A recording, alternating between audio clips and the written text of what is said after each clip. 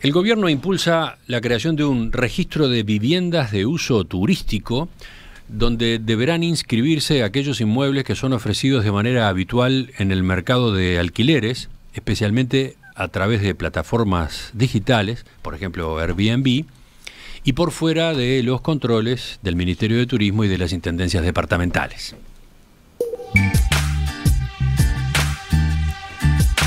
Según explican las autoridades, el foco está puesto en una industria del alojamiento informal que ha ido creciendo en los últimos años y que compite de manera desleal con la hotelería tradicional. El Poder Ejecutivo elaboró un proyecto de ley con ese objetivo a partir de una iniciativa de la Asociación de Hoteles del Uruguay y la Cámara Uruguaya de Turismo. El texto fue remitido la semana pasada al Parlamento. ¿Cuál es su alcance? ¿A qué tipo de propiedades abarca? ¿Qué implicará esa obligación de registro para los propietarios? Vamos a analizar este asunto a partir de este momento con el doctor Julio Facal, asesor experto de la Organización Mundial del Turismo, asesor académico del Observatorio del Ministerio de Turismo del Uruguay, asesor de la Cámara de Turismo y la Asociación de Hoteles del Uruguay y el Centro de Hoteles de Punta del Este. Además es asesor y consultor de empresas hoteleras y turísticas y es abogado, docente de Derecho del Turismo en la Universidad de la República. Doctor Julio Facal, buen día, gracias por acompañarnos. Buenos días, gracias por la invitación, ¿cómo están? Muy bien, muy bien. Una primera aclaración, ¿el proyecto este que vamos a comentar ahora y que el Poder Ejecutivo envió al Parlamento refleja las inquietudes de las gremiales turísticas que estaban pidiendo una ley de este tipo? Sí, bueno, nace un poco a partir de las inquietudes de las gremiales turísticas y es un trabajo que ya viene de hace unos 5 o 6 años. Nos tocó participar activamente en la redacción, en los hechos, el primer borrador, parte del sector privado y sufrió algunas pequeñas modificaciones en el observatorio legal y luego fueron incorporadas algunas sugerencias de presidencia, más que nada en lo que hace aspectos legales, constitucionales, de técnica legislativa, porque este no deja de ser un proyecto que va a ingresar al Parlamento y va a pasar por varias comisiones, entonces se supone que va a tener alteraciones lógicas de todo proyecto de ley. Bien, vayamos ahora a lo que se quiere regular. ¿Cuál es exactamente el fenómeno que se busca corregir con este proyecto de ley? Bueno, Emiliano, en realidad lo que creo que es interesante analizar cuál es el espíritu de la ley y las líneas de trabajo. En realidad esto no es nada nuevo porque responde a una tendencia a nivel mundial que tiene que ver con la explosión de la llamada economía colaborativa, o lo que yo le llamo la profesionalización colaborativa, ¿no? Es decir, la economía colaborativa impulsada en este caso por las plataformas que no son el objeto del proyecto, ya lo quiero aclarar, y ahora después vamos, si quieren, explicamos por qué. Las plataformas lo que hicieron fue aprovechar un nicho de mercado de la proliferación de las viviendas de uso turístico que existieron toda la vida y van a seguir existiendo, porque este proyecto no tiende a regular a la persona que alquila su inmueble por temporada, bajo la ley de arrendamiento por temporada. Lo que hicieron fue aprovechar esa proliferación y hacer una explosión de esta vivienda de uso turístico de una forma habitual y a veces hasta profesional, con la combinación de servicios, y esto en realidad ya deja de ser una actividad civil que regula la ley de arrendamiento por temporada. Es decir, el derecho de propiedad incluye dentro de su abanico el uso de la propiedad, el tomar la propiedad como garantía, el hacer reformas, el alquilar la propiedad. Es decir, hay una serie de aspectos que tiene el derecho de propiedad que son del propietario y son consagrados constitucionalmente, pero en cuanto a la actividad se entiende que siempre es una actividad civil y que en la medida que haya una actividad comercial, esta actividad pasa a tener una regulación diferente desde el punto de vista del regulatorio, tributario, y en este caso lo que quiero destacar es que los prestadores turísticos en general, como no pasa con el resto de las actividades, el turismo es una actividad que si bien no limita las actividades, las regula. ¿Qué quiero decir con esto? No cualquiera puede ser prestador turístico. Si usted quiere tener una agencia de viajes se tiene que inscribir con una garantía, una inmobiliaria lo mismo, una agencia de viajes exactamente lo mismo, un hotel tiene que estar registrado y tiene que cumplir determinados requisitos igual que las arrendadoras de coches. Y acá ustedes lo que perciben es que se ha ido generando, dicen, una industria del alojamiento informal, obviamente por fuera de la regulación.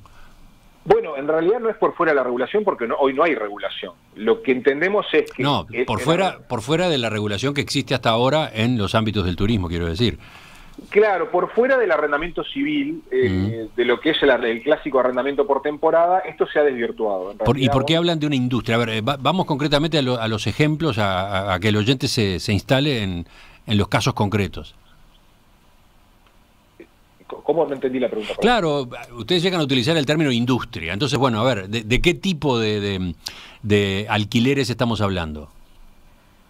Bueno, a ver, lo que le pega más fuerte a los hoteles acá no es la persona que alquila, vuelvo a repetir, su casa por temporada, 15 días o 30 días, sino que son aquella persona que alquila todo el año con servicios y sobre todo los condominios o los edificios enteros que están destinados a alquileres vacacionales con servicios de mucama, con servicios de playa, y que en realidad funciona como hoteles encubiertos. En realidad, la industria que se ha hecho a partir de ese arrendamiento civil o por temporada se ha desvirtuado totalmente. Es más, la ley de arrendamiento por temporada hoy es de 9 meses. Esa modificación que hace unos años se hizo tuvo una lógica que hoy ya no la tiene. Siempre el arrendamiento por temporada fue 3 meses, son 90 días. Fuera de eso no se entiende que no hay, sea en el año, los 90 días, o ya si alguien alquila más de 90 días en el año, ya no es un arrendamiento por temporada. O tendría que ir a las leyes de arrendamiento normales, que no tienen los beneficios del arrendamiento por temporada, que usted puede sacar a la persona con 15 días. Ese es el gran gancho del arrendamiento por temporada. Ya estamos hablando de una empresa, en este caso le llamamos empresas extrahoteleras, pero a ver, la exposición de motivos y no deja de ser un proyecto, son límites u cuestiones objetivas que trataron de incluirse a los efectos de poner un cierto límite. Ahora iremos bien a la definición, pero visto del otro lado, ¿quiénes son los perjudicados por este fenómeno? No, en realidad yo creo que perjudicados no hay. Esto lo que hace es buscar un justo equilibrio entre aquellos que desarrollan una actividad habitual y los hoteles. En realidad... Se lo preguntaba porque ustedes mismos y las autoridades del ministerio han hablado de competencia desleal. ¿Competencia desleal con qué? ¿Con la hotelería, por ejemplo? Claro. ¿Con la hotelería? ¿Con las inmobiliarias también? Bueno, con las inmobiliarias, el fenómeno de las inmobiliarias, el que compite deslealmente con las inmobiliarias acá es Airbnb. Airbnb funciona como una inmobiliaria, tiene los servidores en otra parte del mundo, la oficina en otra parte del mundo, y no está registrada en Uruguay. Yo explicaba a algunos colegas periodísticos el otro día que, por ejemplo, Francia, a través de la ley ALUR, regula la prestación turística, primero la prestación que sale de lo civil, y hace que Airbnb vaya a inscribirse como intermediario. Hoy Airbnb paga impuestos a través de un decreto del año 2018, a través de una declaración jurada anual que logró el gobierno anterior, pero eso en realidad no es lo que les importa a los hoteleros, los tiene totalmente sin cuidado que Airbnb pague impuestos. Bueno, esa es una puntualización importante simplemente para ubicar el contexto de los antecedentes. Airbnb, la plataforma y otras, pero esa que es la más conocida quizás, ya, entre comillas, pasa por una regulación, ya pasa por el pago de determinados tributos. Claro, pero no es lo que importa a los hoteles, los tiene totalmente sin cuidado, ¿no? El tema impositivo no es lo que juega acá. Bueno, el tema no es el impositivo. No, acá no juega el tema impositivo. Que pague impuestos está bien. Las personas que arriendan su inmueble también tienen que pagar IRPF por temporada, Emiliano, y sin embargo la DGI no sale a controlar a todos los que dicen cartelito se alquila. Yo quiero saber cuántas personas pagan el IRPF en verano, ¿no? Si es más, las inmobiliarias turísticas, para que tengan una idea, solo hoy tienen unas estadísticas que el 5% del arrendamiento turístico pasa por ellas, porque como son agentes de retención del IRPF, las personas no le dan los inmuebles para arrendar, los arrendan ellos mismos o a través de plataformas como Airbnb, el problema de Airbnb es que no está inscrito en Uruguay. Las inmobiliarias turísticas se tienen que inscribir y constituir una garantía en el Ministerio de Turismo para poder trabajar. Bueno, y eso está pendiente, entonces. Eso está pendiente. O sea, por eso yo decía, lo que hizo Francia fue... yo quiero destacar, por ejemplo, el fenómeno Uber. Yo creo que es un gran ejemplo. Más allá que no es un prestador turístico, una vez que se reguló la prestación, es decir, el chofer que manejaba un vehículo, que además es una actividad totalmente legal manejar un auto y conducir pasajeros. Eso no es competencia exclusiva del gobierno departamental. El gobierno departamental debe regular el tránsito en las ciudades. pero no es una actividad limitada por ley. Cuando las intendencias comprendieron eso, tuvieron que crear un registro de este fenómeno, la uberización del transporte, que ya salía de la economía colaborativa. Creo que es el clásico ejemplo. Ya no era colaborativo. Había personas que vivían de eso. Crearon un registro y les crearon determinados... Allí, ¿qué pasó? Uber tuvo que ir a inscribirse como intermediario. No tenía otra posibilidad. Y eso fue lo que hizo Francia. Cuando Airbnb se inscribe, el gobierno francés utiliza hoy a la plataforma como control. Ah, bueno. Ya iremos a eso. Claro. Ya iremos a eso. Pero este proyecto no habla de ese otro aspecto. Este proyecto va a las viviendas. En principio a la prestación, que es lo que hoy realmente le pega a los hoteles. A las viviendas de uso turístico que básicamente compiten de manera desleal con los hoteles. De eso estamos hablando. Mire, yo participo año a año de un foro que se llama Reform B&B. Son todos los hoteleros del mundo que se reúnen en distintas ciudades. Yo he ido por la Asociación de Hoteles. El año pasado se hizo en París. Yo fui a exponer el proyecto de ley de Uruguay. Y todos los hoteleros del mundo atacan no solo la prestación, sino también a las plataformas. Pero están en un estadio superior, porque en realidad, por ejemplo, España y los países europeos ya han regulado la vivienda turística. Entonces ahora lo que están atacando es aquellos intermediarios cuando no se inscriben o se quedan con los que ellos llaman los inventarios de los hoteles, ¿no? En el caso de Booking, pero es otra pelea. Uruguay está en un estadio un poco anterior, ¿no? Es decir, no tiene la prestación regulada. Yo le preguntaba quiénes son los perjudicados. Básicamente entonces los hoteles, pero también los usuarios, los que arriendan, los que se alojan en estas viviendas de uso turístico. No, para nada, no, el usuario va a poder seguir optando por alojarse donde quiera. No, mi pregunta es, con el fenómeno tal cual existe hoy, sí, los que se alojan en estas viviendas también son, entre comillas, perjudicados o pueden ser perjudicados. Mi pregunta es si lo que se busca también es darle determinadas garantías a quien va y paga por el uso un día, 2 días, 3 días de estas viviendas. En realidad, la garantía... Este proyecto parte también de que el uso turístico no es igual que el uso residencial. Hablamos de que el consumidor turístico, el turista es un consumidor vulnerable, es un consumidor que no conoce las normas, que está por poco tiempo. A nivel general en el mundo se habla del turista como un consumidor vulnerable. El hecho de que estas empresas estén reguladas o inscritas en el Ministerio de Turismo, al igual que los hoteles, yo creo que termina siendo una garantía para el usuario. Y además el usuario va a poder seguir optando por las empresas extrahoteleras, es decir, aquellos que lo hacen con habitualidad y profesionalidad, por el arrendamiento por temporada de cualquier persona que arrienda su inmueble bajo la ley de arrendamiento por temporada, arrendamiento civil, y los hoteles. Es decir, los hoteles no quieren con esto que el turista opte solo por la hotelería, ¿no? Sería ilógico pensar eso. Hoy hay que entender otra cosa también, y yo explicaba a los colegas, hoy el turista cuando elige dormir en la casa de alguien que no conoce, ir al auto de alguien que no conoce, el fenómeno de Uber, o comer, hay restaurantes en casas de familia que también en algunas partes del mundo se han popularizado, no lo hace solo por precio. El turista quiere vivir experiencias, y yo creo que la hotelería debe tener en cuenta eso, que las experiencias hoy para el turismo son importantes. Entonces, sería ilógico pensar que este proyecto tiende a que los turistas se alojen solo en hoteles. No, el tema es equilibrar lo que hoy debería ser algo normal y lógico, que alguien que desarrolle una actividad comercial tenga que pagar impuestos y estar inscrito. Es simplemente eso. No, simplemente eso no. Da la impresión de que también al registrarse va a tener que cumplir con obligaciones con las que cumplen los hoteles por otro lado, si entiendo bien. Pero va a tener los beneficios de los hoteles también, Emiliano. Los hoteles tienen beneficios. Bueno, está bien, pero... Tienen derecho de expulsión, tienen derecho de retención, pueden sacar a la persona con 15 días. No pagarle un hotel es una falta, usted puede denunciar eso como un delito ante la policía. Esto pocas veces se sabe, pero los hoteles tienen determinadas prerrogativas en leyes diferentes que consagraron lo que llama el derecho hotelero. Es un viejo resabio. Los hoteles tienen una regulación del Código Civil del contrato de depósito necesario, y ahí hay toda una regulación específica para la hotelería en cuanto a las garantías del hotelero.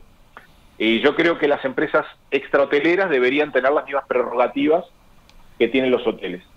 El tema de la reglamentación después establecerá los parámetros. Yo en eso no me puedo meter. ¿Qué impuestos van a pagar? No tengo idea. Yo entiendo que el que desarrolla una actividad combinando capital y trabajo debería pagar IRAE, pero no sé si ciertamente el hecho generador que va a determinar la DGI será ese a partir de esta norma, ¿no? Le propongo que hagamos una pausa y después ya sí nos metamos en el registro que se crea en este proyecto de ley y qué tipo de viviendas, qué tipo de apartamentos, casas o habitaciones de uso turístico estarían obligados a formar parte de él, a inscribirse.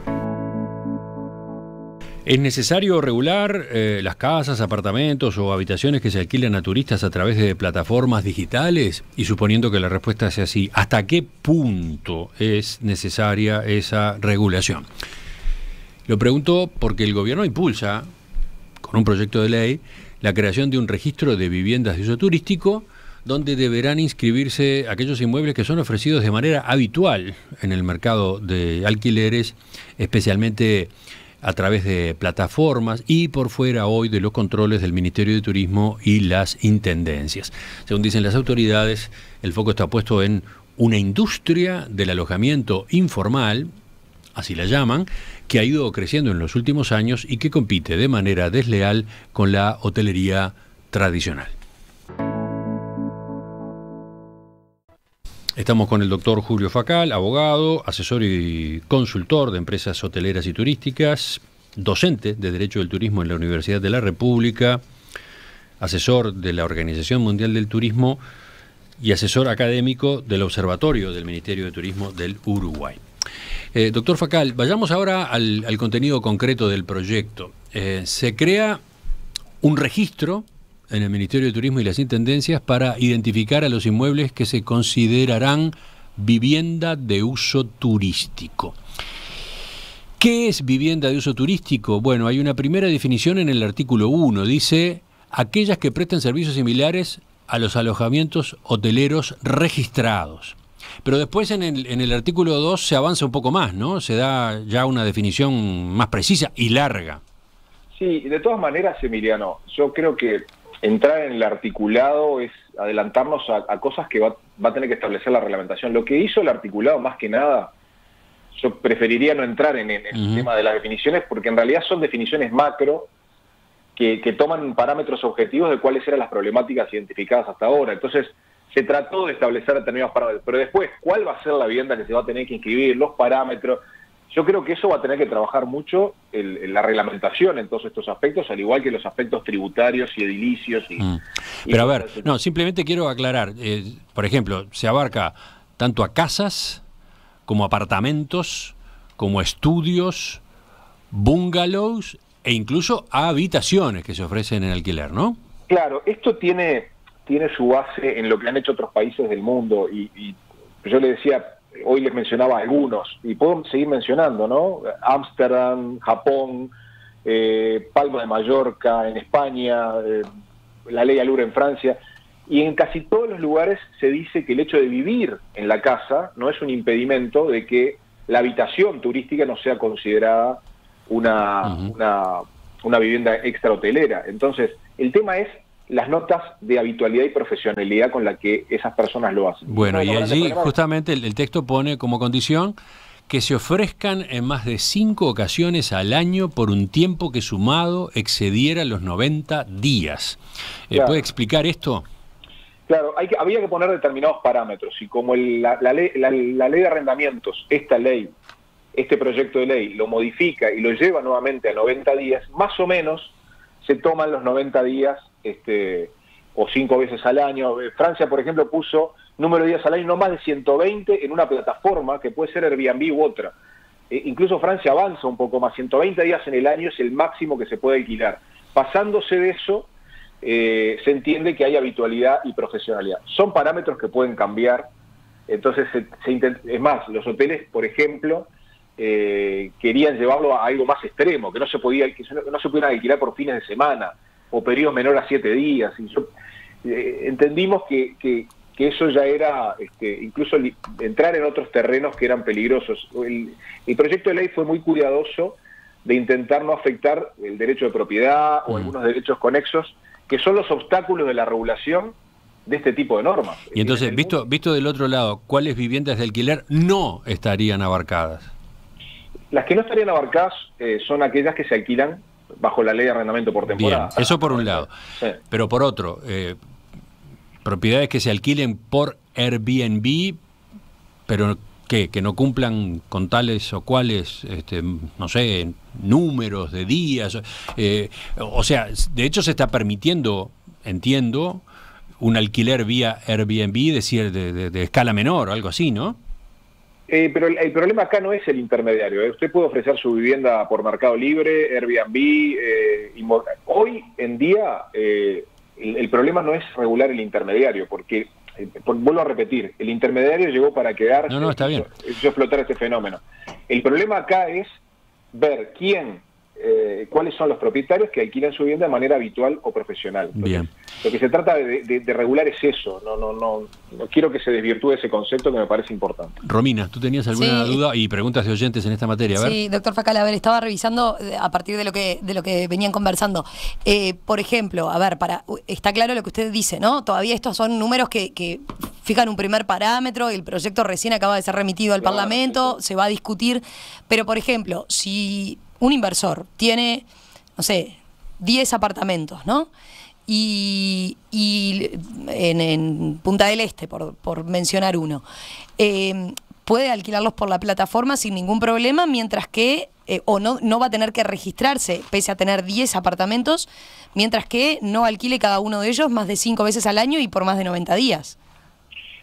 En principio, el proyecto lo que establece es estos parámetros. Realmente... Pero quien tiene que registrarse, lo que se registra es la vivienda, no el propietario de esos apartamentos. Es el propietario del apartamento con su vivienda. Pero ¿qué pasa si un propietario tiene, como decía Romina, en un edificio tiene, yo qué sé, 20 viviendas? Pero se establece ahí, se establece, cuando se habla de condominio turístico, se habla de la administración de más de 5 viviendas o algo así. Yo no tengo aquí el proyecto adelante, pero se establece condominios turísticos que dice cuando una persona física o jurídica es titular, administra o explote las unidades con destino habitacional en un mismo complejo de edificios sujetos al mismo responsabilidad con destino a turistas. Es decir, en ese caso yo entiendo que también podría tener que registrarse. Es una misma persona física o titular de más de una unidad con destino a turistas. En ese caso yo creo que también podría ser. Yo creo que la reglamentación puede imponer sobre este tipo. Además, creo que está la palabra anfitrión también, por lo que recuerdo. O sea, yo creo que todo esto va a ser objeto de la reglamentación. No me corresponde a mí decir quiénes concretamente van a ser los que se van a tener que inscribir en su momento, ¿no? Pero la reglamentación estudiará estos distintos parámetros generales que se pusieron. Yo creo que... Sí, después veo que el articulado establece explícitamente excepciones, ¿no? Más allá de las viviendas que prestan servicios por un periodo superior a 3 meses a un mismo usuario. Después están las viviendas de intercambio estudiantil por motivos educativos o con fines culturales, y en las que se ceda el uso a título gratuito. Las viviendas que no estando registradas sean autorizadas a prestar servicios turísticos en forma ocasional y excepcional por la autoridad competente cuando por motivos de un acontecimiento o un evento de capacidad locativa del lugar se exceda a las plazas hoteleras disponibles en la zona, etcétera, ¿no? Exacto. Se trata de fomentar la economía colaborativa. Por Bien. ejemplo, un raíz hípico en Jung, por decirles algo. No hay capacidad hotelera. Es lógico y necesario. Y por eso digo, el turismo es experiencia, ¿no? Y yo creo que se quiere avanzar hacia eso. Pero yo creo que la reglamentación va a tener que trabajar mucho en los aspectos, porque después entra en la casuística. Y bueno, ¿por qué alguien que tiene 3? Bueno, a ver, hay cosas que van a quedar por fuera de la casuística. Lo mismo que el pago de los tributos, ¿no? Es decir... Bueno, ahí vamos a lo otro, que es lo que más aparece en las preguntas de los oyentes. Sí, ¿Qué obligaciones y qué responsabilidades asume el propietario del inmueble una vez que éste se registra? Bueno, en principio las obligaciones que marca la ley, y la reglamentación establecerá si tienen que tener las mismas obligaciones que los hoteles o no. Por ejemplo, los edificios, ¿no? A los hoteles hoy se les exige una serie de obligaciones que van desde bomberos, determinadas cuestiones edilicias. Las reglamentaciones en las comunidades autónomas españolas han sido muy incisivas también. Yo creo que acá no se plantea eso. Por ejemplo, digo, algunas regulaciones como hace poco Valencia o Andalucía, que establecían que esas viviendas extrahoteleras tendrían que tener prácticamente los aspectos edilicios hoteleros. Acá no se va a plantear eso porque es totalmente ilógico. Yo creo que Pero sí ley, aparecen, se lo preguntaba porque sí aparecen una serie de obligaciones, por ejemplo, en la relación con el exacto. cliente, ¿no? Sí. Entregar la vivienda en los términos pactados, Exacto. informar debidamente y en forma previa a los usuarios de la vivienda las condiciones de contratación y características, Exacto. someterse a controles e inspecciones que determina el Ministerio de Turismo, Esas son asumir la obligaciones de los responsabilidad hoteles. frente al huésped que marcan las normas generales relativas a la actividad hotelera, etcétera, ¿no? Claro, esas son obligaciones que generalmente tiene el hotelero, ¿no? Es decir, el derecho a la información, el entregar un servicio de calidad, el asistir al turista debidamente. Yo quiero destacar particularmente eso. Acá lo que se trata es de establecer que el uso turístico necesariamente conlleva obligaciones especiales para aquel que da un servicio turístico. Y yo creo que hay que empezar un poco a cambiar el chip en ese sentido. El concepto que teníamos hasta ahora, que ese derecho de propiedad es absoluto, que yo con mi vivienda puedo alquilar a un turista o a alguien para vivir. Yo les decía a los colegas de ustedes el otro día, en España los españoles han dicho, saturados de esta explosión de la economía colaborativa, la vivienda es para vivir. Los profesionales del turismo en España dicen eso. ¿Y qué quieren decir con esto? Bueno, si tú quieres destinar la vivienda a un turista, tienes que tener determinadas obligaciones especiales, como una vivienda que es patrimonio histórico, como un terreno que es área natural protegida. ¿Por qué? Porque el turismo es calidad. Y yo lo que quiero cuidar es la calidad del destino. Y ustedes me dirán, bueno, pero los turistas se autorregulan. Sí, está bien. Pero un Estado que apunta a una política de Estado en materia turística con un turismo de calidad y cuidar la gestión del destino, son obligaciones mínimas. Y si a mí me apuran, el titular de una vivienda que alquila por temporada también debería registrarse, sin tener obligaciones especiales como las extrahoteleras, pero tener un número de registro, pagar el IRPF, tener la regularización de los planos de su vivienda, Emiliano, que es algo mínimo, que genera peligros incluso para un turista, temas edilicios, temas de bomberos. Yo creo que las intendencias, y este proyecto abre la brecha para que las intendencias generen un proyecto, generen el registro departamental de viviendas. ¿Por qué la ley no obliga a las intendencias? Porque no las puede obligar por la autonomía departamental. La Constitución llama a coordinar al gobierno nacional con los gobiernos departamentales, y en materia turística es una de las descentralizaciones que más se ha dado en los últimos años. Bueno, hablábamos de las obligaciones que asume quien inscribe su vivienda. Claro. No apareció mencionado para nada el pago de impuestos. No, porque eso seguramente la DGI después tendrá que establecer cuál es el hecho generador. Yo creo que si hay combinación de capital y trabajo, la persona va a tener que pagar impuesto a la renta, sin duda, ¿no? Y si no, seguirá pagando el impuesto al IRPF. Pero en principio, eso van a ser aspectos que va a tener que establecer la reglamentación. Lo tributario, ¿cuánto juega acá? Un oyente hace un rato planteaba la pregunta a partir de lo que usted mismo declaraba, porque en la primera parte de la entrevista en un momento pareció que lo tributario era central y en otro no. ¿Cómo es la cosa? Yo nunca dije que fuera central, al contrario, le dije que lo tributario no era el aspecto central. Le dije nunca dije que lo tributario fuera central. ¿Cuándo dije eso? Sí, en una de sus respuestas lo planteó a propósito de la competencia con la hotelería, etcétera, ¿no? No, justamente. Le dije que no era central, que algo que no importaba a los hoteles era el aspecto tributario. Les pido que revisen, por favor, la entrevista, porque no dije eso en ningún momento.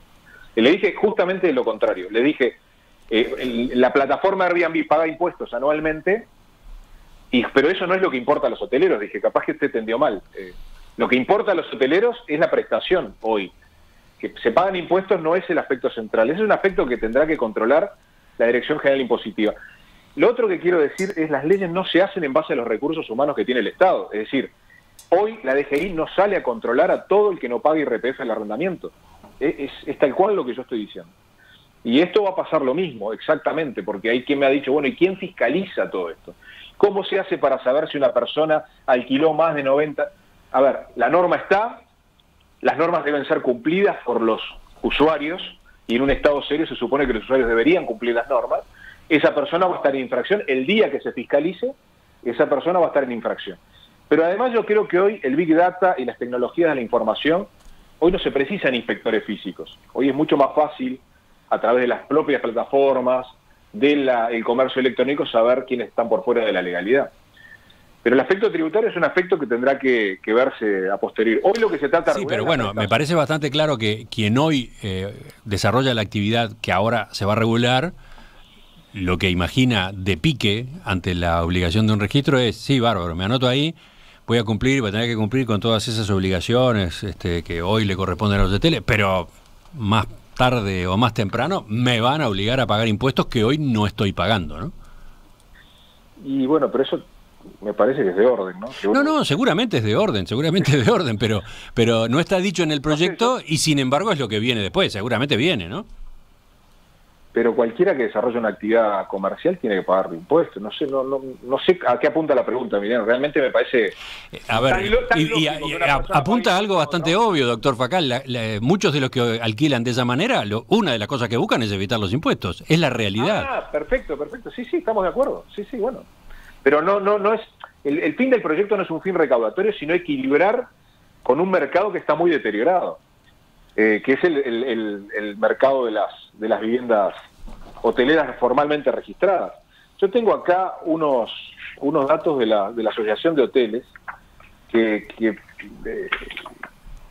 ellos tienen una plataforma actualmente que tienen datos donde Airbnb más o menos en Punta del Este tiene unos 3.285 alojamientos informales. En mayo del año pasado se alquilaron 6.491 noches a $120 por día en Punta del Este. Sin embargo, hay 26 hoteles abiertos en junio con 1.057 habitaciones disponibles a $92 por persona. En enero, 40.311 noches a $159 promedio en Airbnb. Y sin embargo, hay 60 hoteles abiertos en temporada con 3.000 habitaciones. Las plataformas, a través de este alojamiento que explotó, que ya no es colaborativo, que ya no es civil, sino que es comercial, y es lo que se trata de regular, vendieron 159.010 noches, facturando $24.8 mil. Yo creo que es obvio y lógico que los países avancen a este tipo de regulaciones. España, por ejemplo, a través de esto, ha logrado bajar potencialmente el alquiler informal, porque muchos se van a desalentar con esto, y otros seguirán para adelante constituyéndose como se tienen que constituir. Ahora, lo más importante de todo esto es que la persona que alquila por temporada no se va a ver afectada, que es el arrendamiento civil que debió existir toda la vida. Doña María, don José, que alquilan la casa en Atlántida 15 días para descontar la contribución. Eso está perfectamente visto, es una opción para el turista y para el usuario. Romina, ¿tenés preguntas de los oyentes ahí que convenga poner al aire? Hay quienes señalan si esto, un proyecto de este tipo no puede afectar de alguna manera el sector inmobiliario en cuanto a inversiones, ¿no? Al desestimular este tipo de Yo creo que es al revés, que esto jerarquiza el alojamiento. El hecho de que tengan un número de registro permite una jerarquización del arrendamiento. Yo, por ejemplo, tuve la oportunidad de alquilar algún bed and breakfast en alguna ciudad italiana, donde me alojé en la casa de una persona, estaba totalmente registrado, tenía un número de registro, eso permitía que estar registrado era como un sello de calidad para él, y lo podía publicar su alojamiento, su casa, a través de la página del propio Estado. El propio Estado fomentaba eso, y yo creo que esto también va a dar para que las propias intendencias o los gobiernos departamentales, si crean a partir de esto el registro departamental, que sería lo deseable, acompasar el registro nacional, pudieran fomentar el alojamiento turístico en casas particulares, pero debidamente registradas y regularizadas. Que las casas tengan sus planos regularizados, que paguen sus impuestos. Yo creo que hay que desmistificar un poco esto también, ¿no? El hecho de que hoy determinados pueblos de la costa estén alquilando sus casas a $200 por día, $250 por día, y se haya perdido aquello telúrico del pueblito de pescadores. Esto se ha transformado en algunos casos en personas que viven de este alojamiento informal y hacen de ello su profesión habitual. Y ya no es civil, es lo que quiero que entendamos. Una cosa es lo civil y otra cosa es lo comercial. Bueno, mire, a propósito de esto que acaba de señalar, preguntan desde la audiencia si hay algún punto en el proyecto que evite la gentrificación turística. Por ejemplo, la cantidad de viviendas en alquiler temporal para un territorio específico. Ah, claro, está perfecta la pregunta. Mire, yo le decía a un colega el otro día que Palma de Mallorca ha suspendido el alquiler turístico. La verdad, eso tiene vicios de inconstitucionalidad que hay que analizar de otro punto de vista. Pero lo que está diciendo el oyente es muy importante, porque las leyes de turismo tienen que ver mucho con el ordenamiento del territorio. Y este tipo de normativa ha sido utilizada por algunos países para regular el ordenamiento territorial, el uso turístico indiscriminado. ¿Qué quiso decir Palma con esto? La saturación de la plaza turística por estas viviendas de uso turístico indiscriminado han hecho que existiera una contaminación del uso turístico, ambiental, sonora. El uso turístico indudablemente no es igual al uso residencial. Francia, a través del alquiler de viviendas turísticas, ha tenido un fenómeno extrañísimo. Por ejemplo, primero bajó estrepitosamente la mano de obra en el sector formal, el sector hotelero que invierte. Segundo, las propiedades subieron a precios astronómicos en París. Para una pareja ir a vivir a un apartamento en París es prácticamente prohibitivo. Y tercero, la competencia con el sector informal se ha vuelto... Entonces, eso ha llevado a Francia a regular, a través de la ley ALUR, esos 120 días, las plataformas, hacerse inscribir. Y todos los países han ido en este sentido. Y yo les comentaba también que hay 2 sentencias recientes de un tribunal brasilero y argentino que le prohibieron a un propietario en un edificio de apartamentos alquilarle a turistas. Eso hoy en Uruguay, entiendo yo, que sería inconstitucional, porque un reglamento de copropiedad no podría establecer normas que a un propietario, en el escenario que tenemos hoy, le impidan alquilarle a un turista. ¿Cuál sería el fundamento? Bueno, mira, acá tenemos mensajes que van por ese lado. Dice la oyente: vivo en Punta del Este y en mi edificio tengo vecinos que alquilan todos los fines de semana. Exactamente. Y eso trae problemas a la convivencia, trae problemas al funcionamiento del condominio, esto de que haya un constante cambio de gente sin que el edificio tenga las prestaciones, las características de un hotel, infraestructura, etcétera, ¿no? Totalmente. Bueno, a eso apunto. Hoy, en el escenario que tenemos, entiendo que un reglamento de copropiedad no podría prohibirle a un propietario alquilarla a turistas. ¿Por qué? Porque un reglamento de propiedad no puede estar por encima de la norma, y hoy no hay ninguna norma que establezca que esa vivienda es de uso turístico. Sin embargo, es un hecho que la práctica de alquilar de manera permanente un apartamento implica una distorsión ahí adentro de ese edificio, ¿no? A ver, también hay propietarios que son más ruidosos o más distorsivos. Sí. Entonces los reglamentos de copropiedad lo que tratan de establecer son normas de convivencia, ¿no? Ahora, si hoy tuviéramos una ley que establece que una vivienda de determinadas características es de uso turístico y ya no es residencial o ya no es civil, yo creo que un reglamento podría, a partir de esa norma, establecer esa prohibición a un copropietario. Pero hoy sería inconstitucional. Sin embargo, los tribunales argentinos y brasileños le dieron la razón al condominio. Hay 2 sentencias en Argentina y en Brasil que establecen la razón al condominio de haberle obligado, porque por supuesto que ese propietario presentó una demanda judicial, ¿no? Otra pregunta de los oyentes: ¿qué pasa con este proyecto de ley y los edificios de co-living? Sí, lo co-living, lo co-working. No, pero en particular co-living, ¿no? Sí. Que también se parecen a hoteles, son una mezcla de hoteles y edificios de vivienda, entonces... La realidad es tan cambiante que el proyecto, yo creo que, si bien da 3 ejemplos de lo que es habitación turística, vivienda de uso turístico y condominio turístico, en estas 3 casuísticas la reglamentación podría llegar a englobar, porque no es ciertamente taxativa, es bastante amplia. Entonces, después la reglamentación irá implementando, porque la realidad es muy cambiante. Y en la hotelería, un aspecto muy importante a señalar es que hay una transformación hotelera súper importante en los últimos 20 años. Y eso tiene que ver, por un lado, con las preferencias de los usuarios, pero también con un ayornamiento permanente de la oferta turística. Hoteles en el agua, glampings, ¿no? Carpas de lujo haciendo camping. Hoy las preferencias de los usuarios y la oferta turística se ha transformado y la comercialización digital ha contribuido mucho a ello. Entonces yo creo que la reglamentación debe ser flexible y va a ir incorporando los distintos modelos en la medida que estén estas notas de habitualidad y de profesionalidad. Lo vuelvo a destacar, creo que es lo importante del proyecto. Tratar de regular la actividad, no la propiedad. Doctor Julio Facal, le agradezco su participación esta mañana, sus respuestas a estas preguntas, en una primera aproximación al tema, porque el proyecto recién fue al Parlamento. En el Parlamento se discutirá, probablemente tenga cambios, así que bueno, volveremos sobre esta iniciativa en la medida que se vaya debatiendo, ¿no? Sí, les agradezco la invitación. Ya estuve por la radio hace unos años con el tema tarjetas de crédito. Claro, sí. Pero bueno, ahora me toca estar en estas lides y la verdad que gracias por la invitación porque es importantísimo aclarar esto a los oyentes. Volvemos entonces al contacto en cualquier momento. Un abrazo grande. Gracias.